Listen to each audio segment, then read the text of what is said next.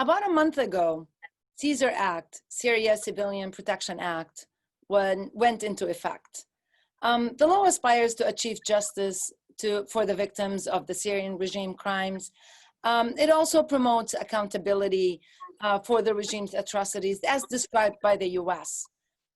This was also a rare sign of unity on the Hill. This was a bipartisan effort passed by both the House and the Senate. But a month after it went into effect, where are we now? What is the implementation process that is taking place? What happens next? And what tools are left in the hands of the US to bring about the political solution that the US wants and the rest of the international community want to see an end to the Syrian conflict? To discuss this and more, I'm pleased to welcome Joel Rayburn, the Deputy Assistant Secretary for Levant Affairs and Special Envoy for Syria at the State Department, and Dr. Radwan Ziadeh, Senior Fellow of Arab Center, Washington, D.C. Thank you both for joining us. And if I can just start with Mr. Rayburn, if you can tell us more about the law, if you can tell us about the regional and international dynamics, and where are we in the implementation process at this point? Okay, good question. Can you hear me? Yes. Okay, good. That's a good question. Generally speaking, we are right at the beginning of the implementation of this law.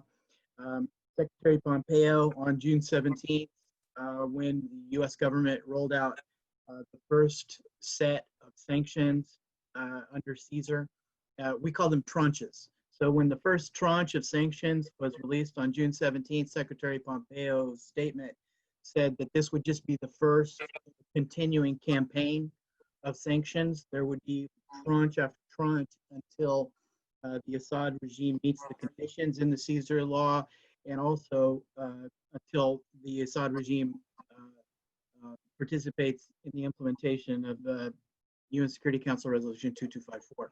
So we're just at the outset. It's now down to we have the Caesar Coordination Group inside State Department, which works with the Treasury Department in generating the dossiers for those individuals or businesses or oftentimes military units that are going to be sanctioned. And those people are working constantly now to generate new tranches. So we think of it in tranches. We also think we even on June 17th, when the first tranche was released, we already knew what the second, third, fourth, and maybe fifth tranches were going to look like across coming weeks and couple of months. So I would say we have, on June 17th, when this all began, we had an internal roadmap where we knew what sanctions we wanted to do all the way into the fall. That doesn't mean they're set in stone. Our team is trying to be very flexible. Oftentimes, when you sanction a business or an individual, you find that those people then try to evade sanctions by illicitly moving their money somewhere else. And so that means that we have to be on the watch. Maybe new designation, new people or individuals we need to designate, front companies and this sort of thing will pop up, and we'll have to focus on those. So we're very much in a technical implementation portion of that. The second aspect of the implementation is a forum like this. We're trying very much to reach out to the Syrian communities and also to the regional communities to cut through the propaganda that's coming from the regime and its friends in order to clarify what the law is intended to do, what our sanctions are intended to do, in order to clarify that the law is not meant to target the Syrian people, that there are already exemptions written into the law for humanitarian assistance, for food, for medicine, the basic necessities. So that's not targeted at all. And that the focus, to clarify very much, that the focus is on the regime and its killing machine, really. The apparatus that constitutes the regime's killing machine.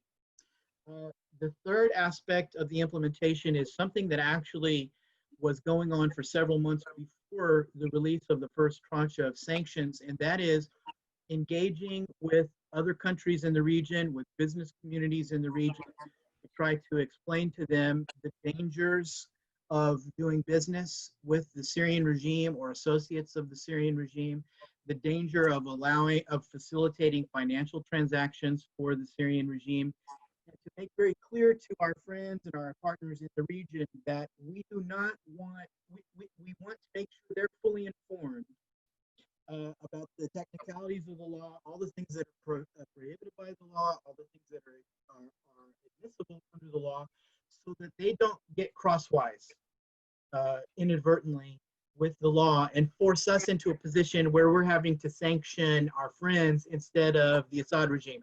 We told all of our partners, including in the Gulf, that we don't want to have to be spending our time enforcing our sanctions against their people. So we need them to very much inform their business communities, their banking sector, and so on, so that that doesn't have to happen. I would say so far, the response has been pretty good. I think we have some more work to do to clarify what is and isn't admissible. That's where we are in the implementation of the Caesar Act and the other sanctions that go along with the Caesar Act. It's not just the Caesar Act. The magic thing for us about the Caesar Act is that all other sanctions that we do related to Syria, Caesar acts as sort of an umbrella over them, so that if we sanction someone or a business or a military unit for some other authority, let's say they were involved in chemical weapons, they were involved in terrorism, Caesar applies to them and it makes secondary sanctions kick in on those people, those entities, which means Caesar really blankets everything, all the sanctions that we have related to Syria. Now, we also, as part of the implementation, we're trying to make sure that we're very clear with everybody. The purpose of these sanctions is to end the conflict, is to stop, deter atrocities against the Syrian people. It's to hold the Assad regime accountable for the atrocities of the nature that Caesar uncovered, to starve the Assad regime's killing machine of the money, the resources that it needs in order to keep going in its war against the Syrian people. And finally, to try to compel the Assad regime and its allies into a political solution to the conflict, so to end the suffering of the Syrian people once and for all. That's the broad overview. And if you can tell us about the regional dynamics, I mean, one of your points is to engage other countries. How are you going to do that when you do have countries in the region that are opposed to the sanctions in general, but in particular to the Caesar Act? Well, I mean, they can be opposed all they want, but it's a U.S. law. There's no exemption just for being friends of the United States. I mean, there is a process for requesting exemptions, requesting waivers or licenses if there's some sort of essential business that needs to be done. The U.S. is not trying, we don't want to try to discourage any legitimate type of humanitarian activity, for example.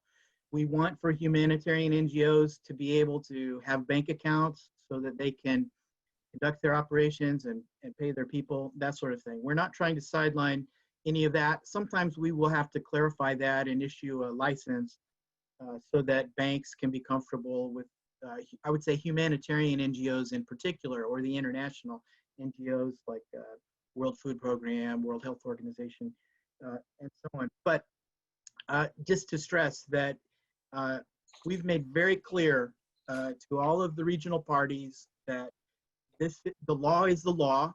It was not Congress, and you noted very astutely in your intro that the Caesar Act was almost unanimously supported in the Congress. It was only a small handful of members of Congress that voted against it out of 535 members of Congress.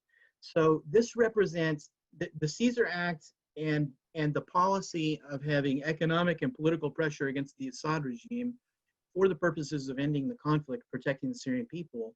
This is really, I would even say it's the most it's the single policy the U.S. government is carrying out that has the greatest level of consensus in Washington. Both parties, both houses of Congress, all the agencies of government, there's simply no dissent on it.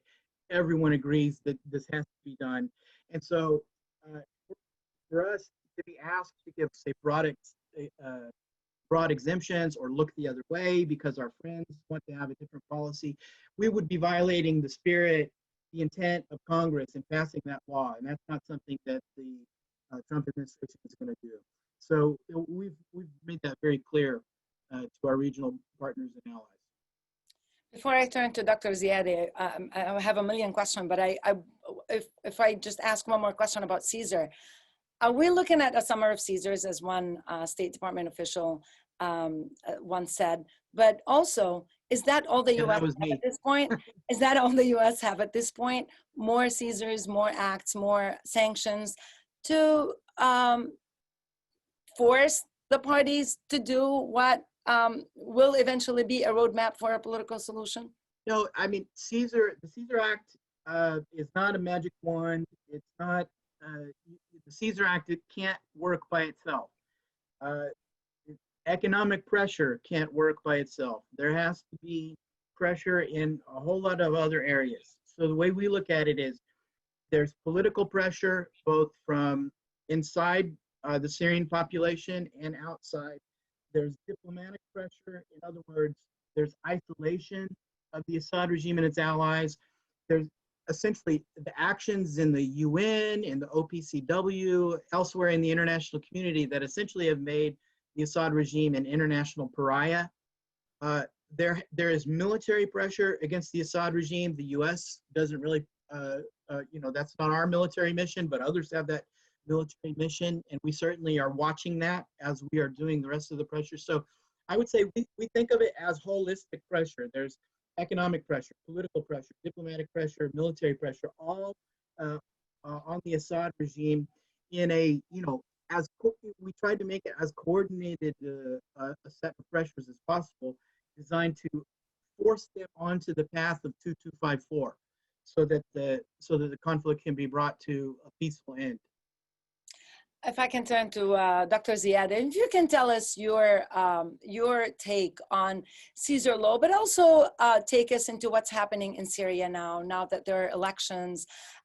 Some of people who ran in this election, some of the parliamentarians, are actually on the U.S. blacklist.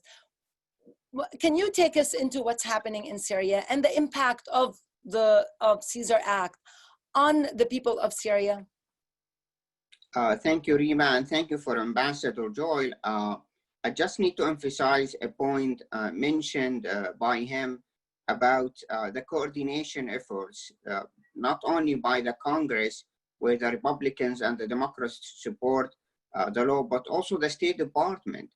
And this is why the State Department and Ambassador Joel himself played a critical and important role in not only promoting the Caesar Act, but also making a media campaign, what was very important to explain the law, not only to the Syrians, but also to the regional powers around Syria. What I can say here right now that we have seen two direct implications of the Caesar Act. The first one, sending very strong messages to the regional powers, especially some in the Arab states, who start talking about rehabilitating the Assad government or open talks with the Assad government, like forgiving 8 years of crimes, war crimes, and crimes against humanity. The Caesar Act sent very strong message. Wait, this is too very early, and it should be consequences of such kinds of messages to the Assad government. The second one, of course, adding more economic pressure into the Syrian economy. The Syrian pounds in a free fall. Now $1, it's equal almost 3,000 Syrian pounds. Before 2011, it was $1 equal 50 Syrian pounds. And then, of course, not every Syrian citizen now, they feel the pressure of the economy. But the Assad government blamed the Caesar Act instead of blaming the failure of the Assad government in managing the economy not only since 2011, but since arrived into power in 1970. But now the question, after the first round of the Caesar Act, what we can do next. I think the US done its part into the sanctions, and it's clear that it did not work in stopping the atrocities as the Syrian expected. The Assad government continue to bomb and use the barrel bombs on Idlib in northern part of Syria. And yesterday, some of the cases of bombing of Al-Bab and some of people have been killed there. And then also the second question did not change the voting behavior of the Russians on the Security Council. Unfortunately, Russia vetoed number 16 at the Security Council, preventing the cross-border operations, which was critical to the well-being of more than 4 million Syrians in the northern part of Syria. And now with the coronavirus spread in northern part of Syria, we have more than 54 cases has been confirmed in Idlib and in other areas where actually no place to isolate there. They don't have houses to go there if they need to do a self-isolation. And then of course there is a collapse of the medical system. That's just put the Syrian cases into the urgency of doing actions, not only in the UN, but also on the international level. This is why I think, and when I put some comments in type of question to Ambassador Joy, that what the State Department is planning to do in an active role.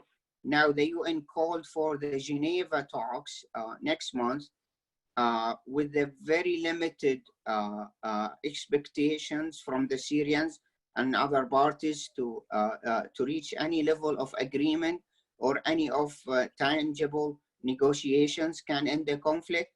What's the alternative? What the US government is planning to do? Just put all actually on the basket of the negotiation in Geneva. It should the United States has other alternatives.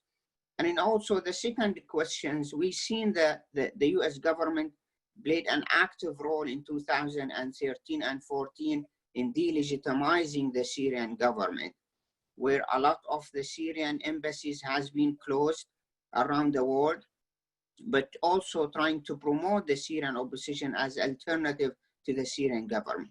Of course, because of some of the UN technicalities and difficulties, the opposition was unable, of course, to secure the UN seats at the UN, at the United Nations, but should be actually other alternatives to promote the Syrian opposition to be seen by the Syrian people and other governments in the region as alternative to the Assad government.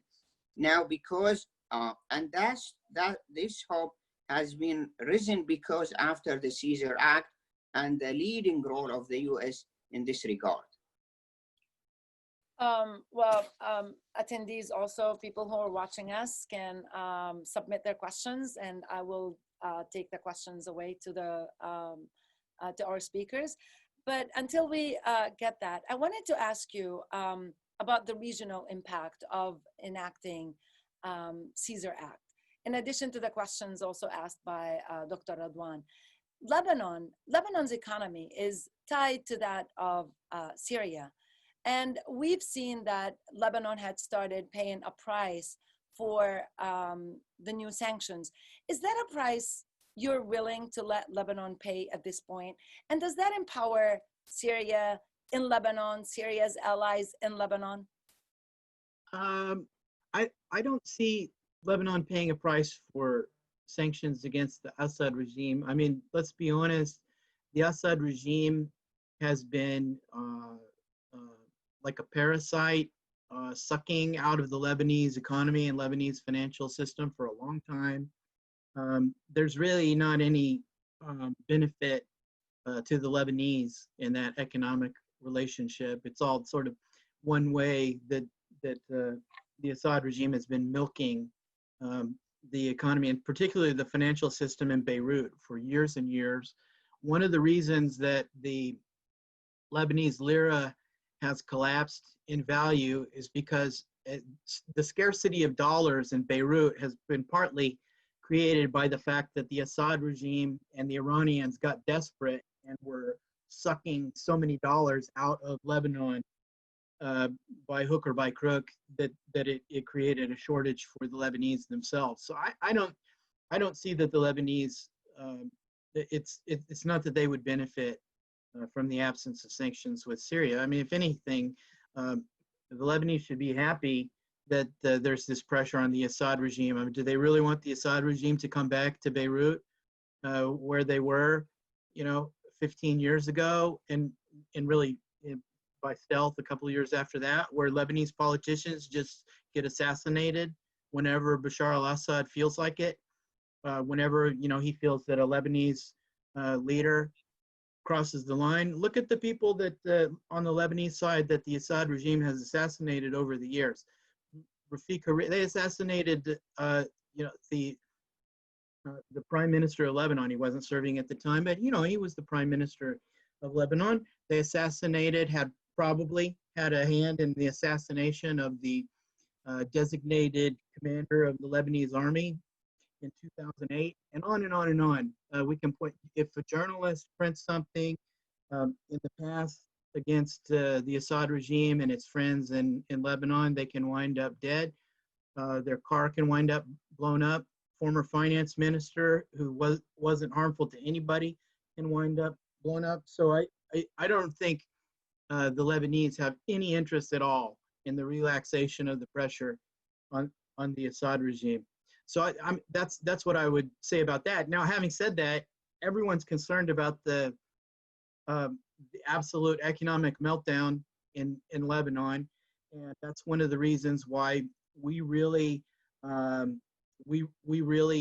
urged the Lebanese government, Prime Minister Diab, to try to make progress on this discussion with the IMF to see if there could be an IMF program put together that would be a balance of reforms and the kind of financing that the Lebanese need to really stop the bleeding.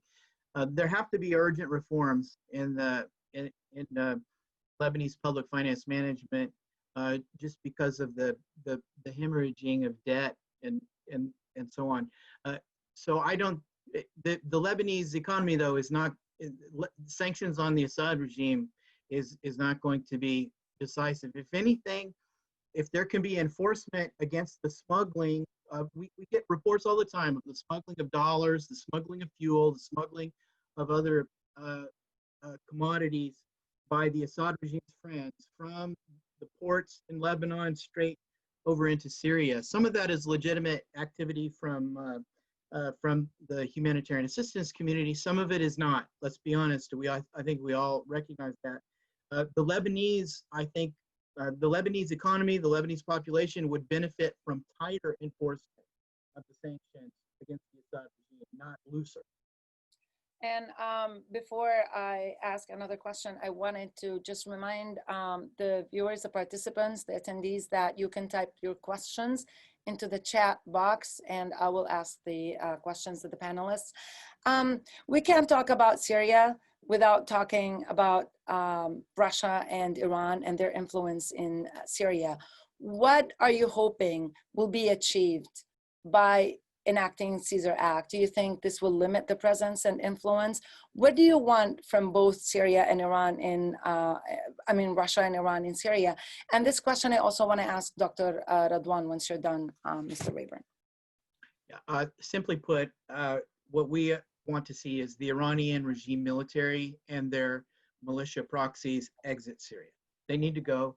They're not there for any legitimate purpose. They're only there to try to establish an Iranian regime military garrison, to try to turn Syria into a garrison for the Revolutionary Guards to be able to use to attack all the surrounding region and to try to control the northern Arab world. It's a massive military invasion by the Iranian regime of an Arab country in an unprecedented way. I mean, you would have to go back to the I think, pre-Islamic Persian empires to find that kind of invasion of the Arab world from that direction.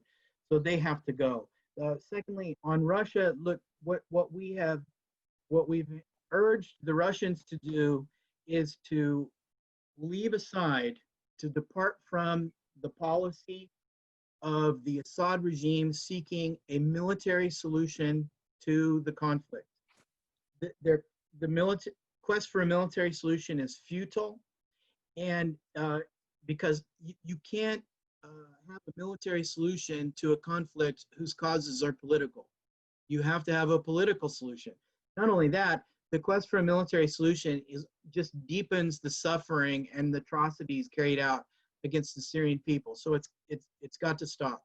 So what we really want to see from the Russians is to compel Bashar al-Assad and his regime to leave aside the military, their quest for a military solution, a military reconquista of Syria, and to compel their clients, the Assad regime, over to the political process, 2254, and a political solution. Okay, I have a lot of, Dr. Ziad, do you want to say something? Dr. Radwan, I mean. Yes, I totally agree as this is the end goal, but I think this is unfortunately wishful thinking.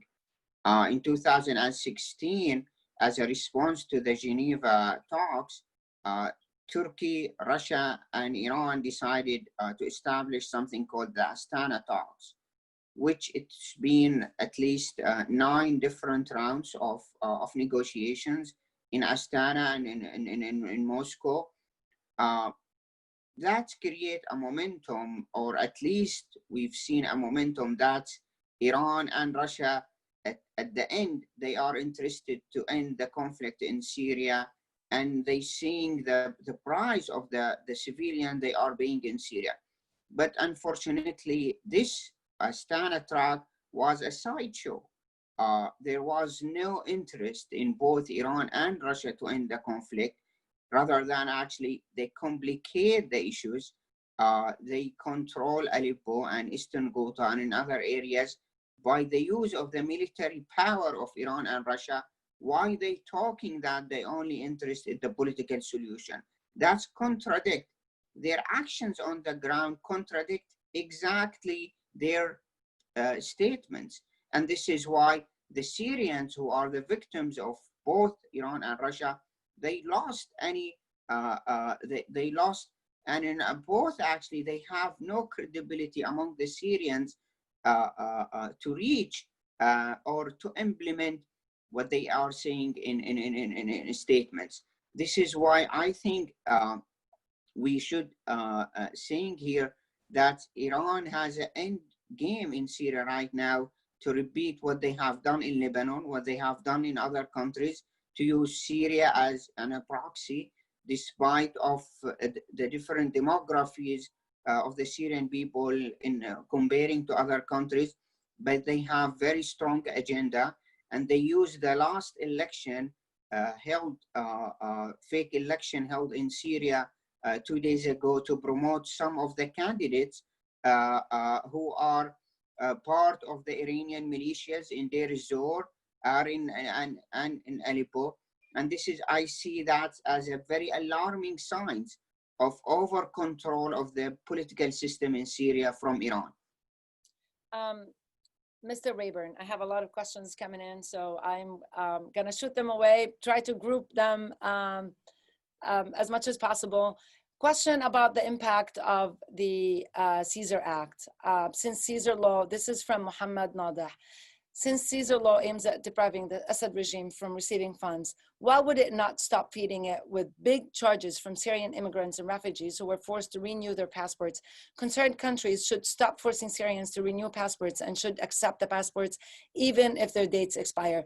And I'm just going to follow it up with another question about the Syrian people, and that is from Don Miyad. In past presentations, Ambassador Jeffries has recognized that the sanctions regime will inevitably result in some suffering of the Syrians along the way, but that is the price that will have to be paid. He reaffirmed that the sanctions administration has taken great pains at every step to ensure that humanitarian aid can go forward unhindered. And I'm just going to go to the questions.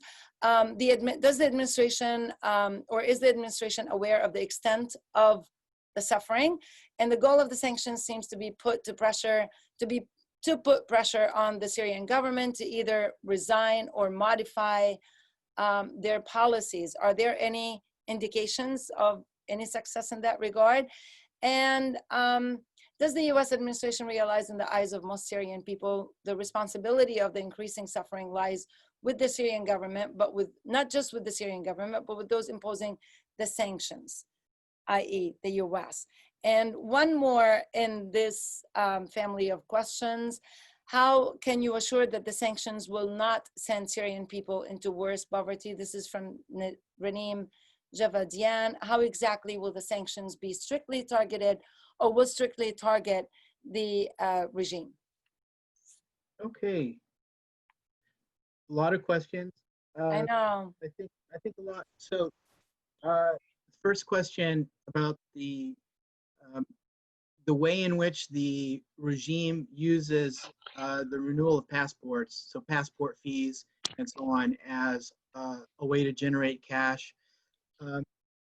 It's something that we're looking at. There's some restrictions there because passports are a sovereign thing for a government.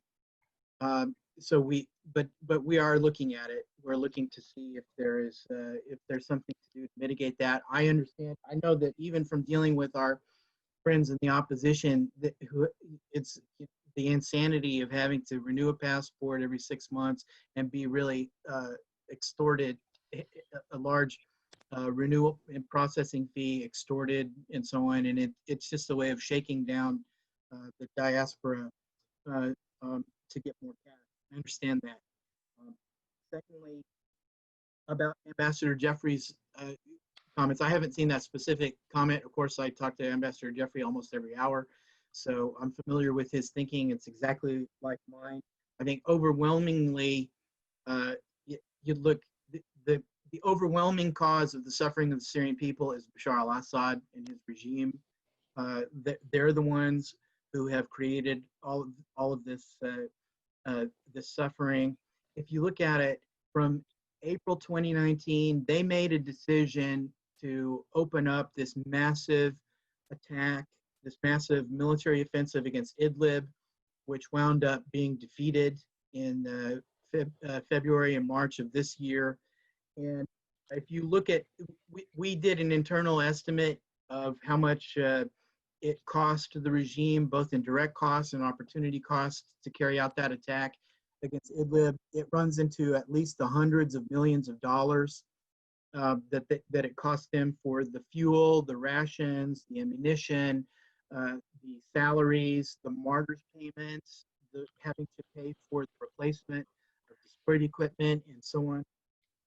Not to mention the opportunity cost of not being able to use those resources for something else. So it's very clear that they had a choice, and they've always had a choice, between using the resources that Syria generates, the Syrian economy generates, to either fuel the war machine, the killing machine, or to use it for the good of the Syrian people.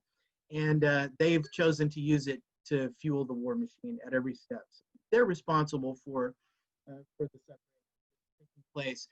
But to the sanctions, we're making every effort to try to make sure that the sanctions, to mitigate any danger that the sanctions would make things more difficult for Syrians to obtain the basic necessities and so on. That's why, not just with making clear the exemptions to the sanctions for food items, medicine, and other basic necessities, but also really the United States has been leading the way in increasing the level of humanitarian assistance that is directed to the Syrian population, not just certainly in territories that are beyond the regime's control, certainly for refugee communities, but also for communities inside territory the regime controls. And at the Brussels conference a few weeks ago, where the international community came together, there was more than $7 billion pledged for assistance for the Syrian people, and the United States was able to announce an increase up to almost 700 million for this year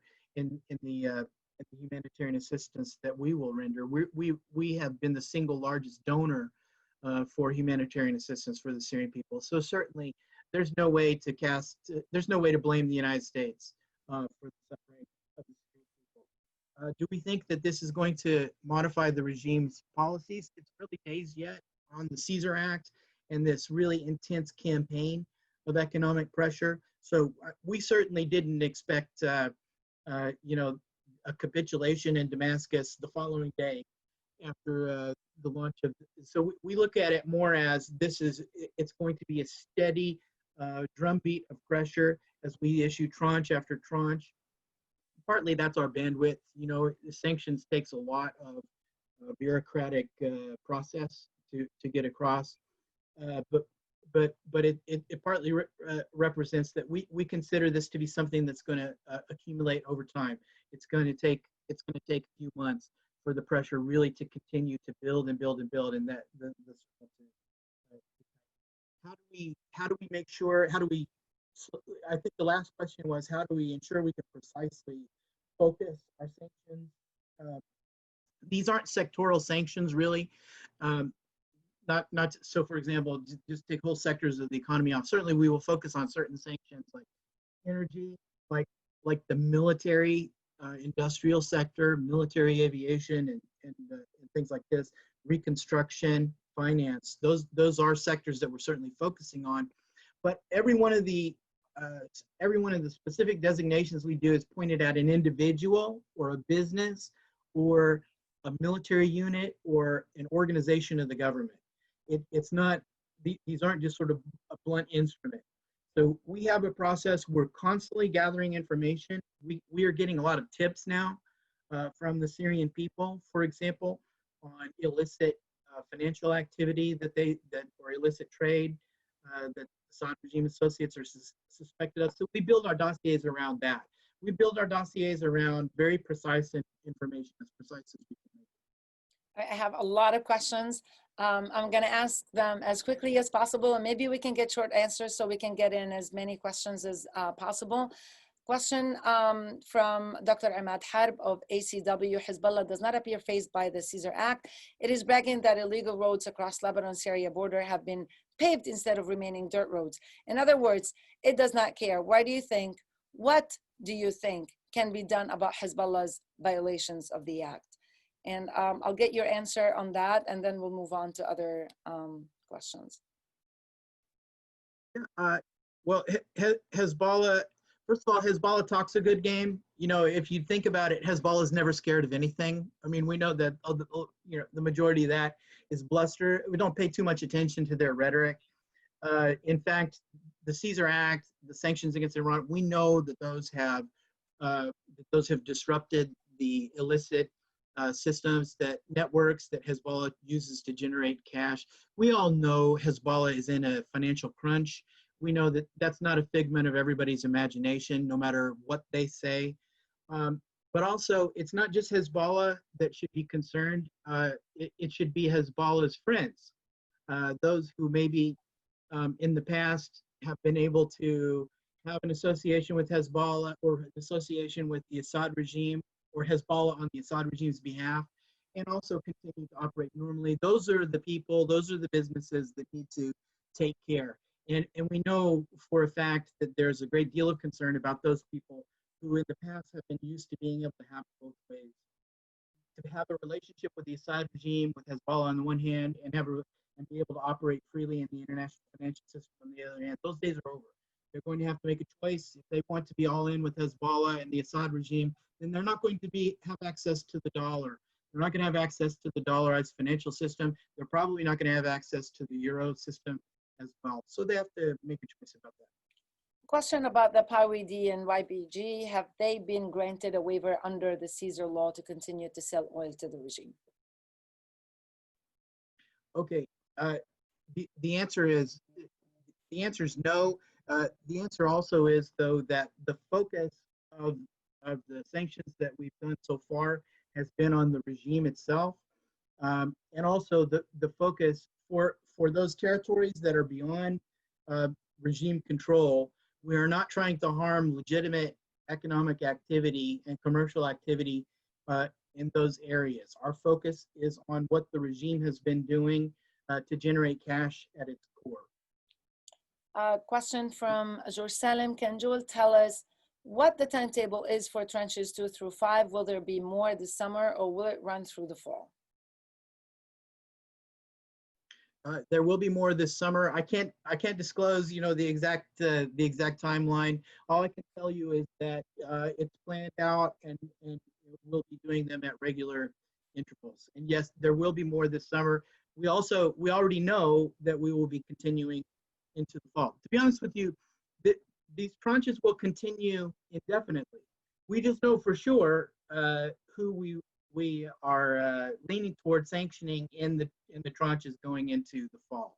We have that big a list of potential targets for designation. But no, you haven't seen the last of the summer of Caesar is not over. Let's put it that way. Summer of Caesars is not over. That partly answers Yvonne Duarte Pena questions. But I'll go to the second part of the question. Practical arrangements would the U.S. apply to ensure that the SDF and the Northeast is not impacted by the Caesar Act? The SDF needs to keep trading oil and others with Damascus for revenue. How would the U.S. support or could support partners that find it difficult to find alternatives? Example, Lebanon, which imports electricity from Syria. What would the options be for Lebanon? And I think you answered partly some of that. So if you can just go into that again. Listen, everybody's going to have to make choices about who they do business with. I can't really get into who we're considering sanctioning or not sanctioning. You'll know when the sanctions are released. But frankly, everyone's going to have to look at the financial transactions that they conduct and make sure that those are conducted with clean business partners. Concerning Lebanon, I mean, we don't have enough time in this session to talk about the Lebanese electricity sector. I will just say that Syria is the Syrian electrical grid, which is subject to blackouts and shortages itself, is not the answer for Lebanon's electricity sector. There are a lot of options for the Lebanese electricity sector, but they require political will to move forward, and it requires reforms in the electricity sector. The Lebanese, I know every Lebanese person is probably familiar with all of the flaws and the associated corruption, or at least reports of corruption in the electricity sector. But believe me, we have looked at this, and first of all, it doesn't appear to me that the Syrian electrical grid has the spare electricity to be able to sell to the Lebanese that wouldn't deprive the Syrian people of that much electricity. And secondly, that's not something the Lebanese need a long-term, permanent, deep fix to their electricity problem. I think that answers also Khaldoun Rauki and Abbas Dahouk's questions. I wanted to ask about Turkey, and after that, we have a question from the time. To what extent is Turkey on board in the initial phase of implementation of Caesar Act? Is the U.S. satisfied with the Turkish cooperation in the north? Yes, in fact, I mean, we've had recent exchanges with Turkish counterparts. We've briefed them on our plans, the intentions for the Caesar Act. They're fully supportive because the Turks have an interest in the economic pressure on the Assad regime. So we have no problems with the Turks on that. I'm sure there are ways in which we can work closely with Turkey to tighten enforcement, but I think they have strong interest in that. I see no problem with Turkey. Question from Kim Dozier, and I think part of the question has already been answered about whether the U.S. has seen any decreased Iranian activity and Shia militia activity in Lebanon. But she goes on to ask about Israel, and the question says, Israel actually sees a rise in aggressive actions from such groups as opposed to a decrease. But I wanted to also ask you about the continued Israeli attacks against bases in Syria. And some intelligence is now saying that this is basically agreed upon by the US. What do you make of all of this? And also answering Kim Dozier's question. Okay, I would need to talk to Kim and get more detailed context to the question, I think, to give an intelligent answer. And Kim, maybe we can do that offline. Generally speaking, the United States, in our senior leadership has said this before, we absolutely unequivocally support Israel's right to defend itself. And it's very clear that the Iranian regime, the Revolutionary Guards in particular, have been attempting to set up inside Syria strategic weapons positions that pose a threat to Israel, and in fact have been used against Israel on multiple occasions. So I would just leave it at that. If the Israelis feel the need to take action, it's quite understandable, considering the unprecedented and absolutely unacceptable activities of the Iranian regime in trying to set up military garrisons to be used against Syria's neighbors from Syrian territory. And every Syrian, I think, should oppose that. It's not in the interest of any Syrian for the Iranians to turn Syria into another Bekaa Valley or another potential battlefield where there's this constant regional conflict that Syrians have no interest in, that's pushed entirely for Iranian interests. I'm gonna go to another issue here by Alawi Muhyiddin. The US carries out targeted assassinations in Iraq, Soleimani assassination. Do you think that this is hypocritical of the US official, for the US official to complain of Syria targeting Lebanese politicians? And the US supported Israel targets of Palestinian leaders all the time. How hypocritical is this from the US, from the same person? It's not hypocritical. Qasem Soleimani was a military commander who was he was ordering attacks against American officials, American diplomatic facilities, and American troops. He was involved in the killing of American personnel, so it's absolutely not hypocritical. What's happened in Lebanon is the Syrian regime carries out political assassinations against people that think differently than the Assad regime does, than against Hezbollah does. It's a whole ocean of difference. A question from Dr. Ghassan Boudiab to the ambassador.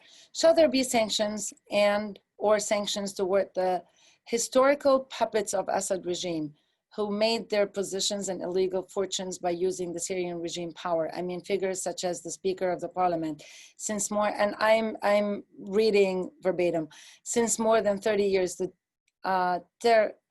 okay, so he goes on about Nabih Berri, the owner of more than 10 billion corrupted dollars, or the corrupted, okay, so he goes on. Should those people be sanctioned as well? And he's talking about Lebanese officials. I will not repeat the words that have been used in the question. Also, Ghassan Abdel Karim has a similar question. Current president of Lebanon, Michel Aoun, who was the #1 contributor to the destruction of Lebanon in the 80s in human lives, economies, finance, and every other aspect, is an ally of Hezbollah along with his son-in-law, Gibran Basir. The current prime minister of Lebanon, Hassan Diab, was effectively installed by Hezbollah. Why isn't the US taking firm measure against these individuals who currently run Lebanon on behalf of Hezbollah and continue to ensure Lebanon plays the role of lungs to the Syrian or to the Assad regime?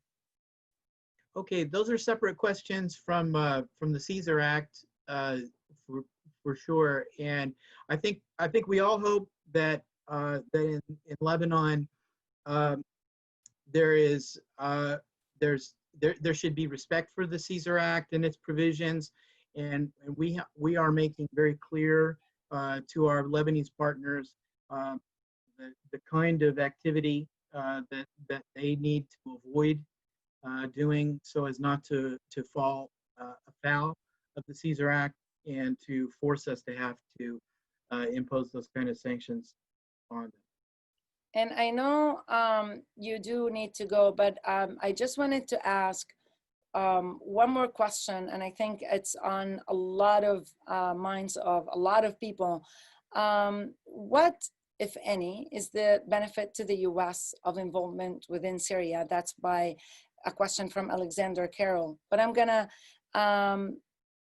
follow it up with another question that was also sent. I'm trying to find it to see who sent it, but it actually talks about at what warrants a US intervention in Syria that goes far beyond sanctions. The Syrian regime has used military. At what point do you think the US might use such or resort to such form of deterrence? I can't speculate. I can't speculate on that. Of course, we have the Trump administration, the U.S. government under President Trump has 2 times used military force to try to deter the Assad regime from using weapons of mass destruction and proliferating them. So it's very clear that I think we have used our military tools in the past. Right now, we have a small U.S. military mission in eastern Syria that is focused on trying to hunt down the remnants of Daesh in conjunction with local partners and to make sure that the caliphate, remember the caliphate? People have forgotten it already, that the caliphate can't return. It's still a real risk. That's why the U.S. military is pursuing this campaign against Daesh in both Syria and Iraq. So that we see that mission, I think, continuing until that threat is gone. But I mean, the U.S. has some vital interests in Syria. Syria has been a place where international terrorism has had a safe haven and has used Syria as a platform to attack the rest of the region and even the international community. That's something that the United States and the Europeans and other allies have to be very concerned about. The Syrian regime has been a very prominent proliferator and user of chemical weapons, and frankly has had an ambition to have other weapons of mass destruction in the past. We have a very strong interest in trying to deter that. And Syria is a place that's vital for regional and international security and stability just writ large. The conflict is a constant engine of dangers coming out to Syria's neighbors and coming to the rest of the region. Finally, the Syrian regime itself, under Bashar al-Assad and frankly under his father, has been a destabilizing element in the whole region. The grand strategy of the Assad regime, both this current one and the previous one, has been to host the militant or terrorist opposition to every neighboring government at one time or another. This is how they do it. They try to hold terrorism as a card that they can use. They're the arsonist and the fireman. And that's something, frankly, that the region can't afford to have continue. And for international security's sake, we've seen that can't continue either. So the United States has vital interests in Syria, and that's why we are involved in Syria. Okay, do we have time for one more question or? One last one, and then One last question, sorry, okay. I have to run. Okay, all right, thank you. This is a question again about the SDF and their collaboration with Assad by selling fuel in clear violation to Caesar Act. What the US administration would do about it? And this question is from Fadel Mughrabi. Okay, I would just, the same answer as I gave before. We can't preview what sanctions we will or won't undertake. We're in a window where it's advisable for people to really look hard at their business relationships and try to do things that don't run afoul of the Caesar Act and frankly other U.S. sanctions too. So I would just leave it at that. I want to apologize to all of those I couldn't get to their questions. It was very tight time, hopefully next time. Thank you, Mr. Joel Rayburn, Deputy Assistant Secretary for Levant Affairs and Special Envoy for Syria at the U.S. State Department. And thank you, Dr. Radwan Ziadeh, for all of your comments. Thank you, everybody who joined us today, and looking forward for our next discussion. Thank you, Reema. Can I say one last word? Absolutely. Thank you for excellent moderation. But I also want to say it was an honor to be here next to Radwan, who has been one of the most courageous members of the Syrian opposition, going back way before 2011. And I really am glad to have had this opportunity to be here with it.